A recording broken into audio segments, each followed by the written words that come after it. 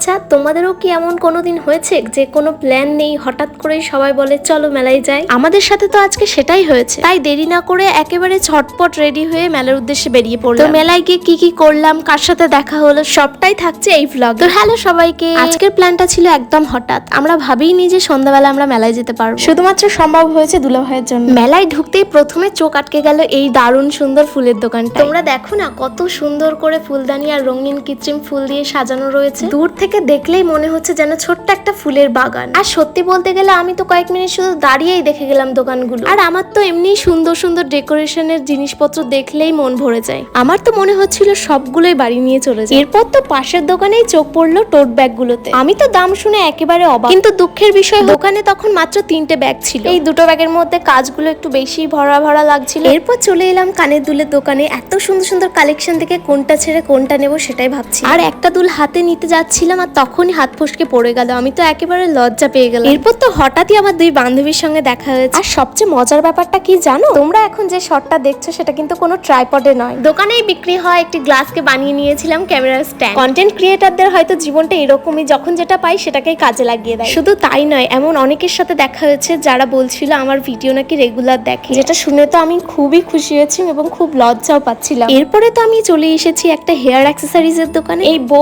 স্টাইলের হেয়ার ক্লিপটা দেখো কত সুন্দর। এটার দাম বলছিল মাত্র 60 টাকা। জানো তো ছোটবেলায় যখন মেলায় আসতাম তখন পুতুল, খেলনা, বেলুন এইসবের দিকেই নজর যেত। আর এখন তো মেলা এলেই মনে হয় বাড়ির কোনো জিনিস নেই, কিচেনের কোনো আইটেম নেই বা কোনো দরকারি জিনিস নেই। এখন আমার মনে হয় সময়ের সঙ্গে সঙ্গে আমি অনেকটাই বড় হয়ে গেছি। তো মেলা মানেই কিন্তু খাওয়া দাওয়া। প্রথমে জমিয়ে খেলাম মোমো, তারপরে খেলাম ফুচকা। এরপর তো এসে দাঁড়ালাম ঘুগনির দোকানে। তো সবশেষে মেলায় এসে আইসক্রিম খাবো না, এটা তো হতেই পারে না। এরপরে অর্ধেক আইসক্রিম খাওয়ার পর মনে হলো একটু ভিডিও করে। আর একবার আমার মুখের অবস্থাটা দেখো তোমরা। মুখটা দেখে মনে হচ্ছে শুধু আমি নিজের আইসক্রিম না, মারুফা ও মারুফার হাজবেন্ডের আইসক্রিমটা আমি একলাই খেয়েছি।